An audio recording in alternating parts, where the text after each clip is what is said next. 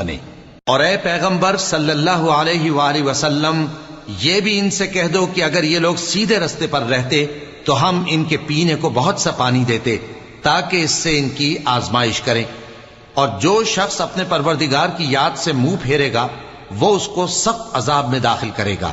اور یہ کہ مسجدیں خاص اللہ کی ہیں، تو اللہ کے ساتھ کسی اور کی عبادت نہ کرو، اور جب اللہ کے بندے یعنی یہ پیغمبر صلی اللہ علیہ وآلہ وسلم اس کی عبادت کو کھڑے ہوئے تو کافر ان کے گرد ہجوم کر لینے کو تھے۔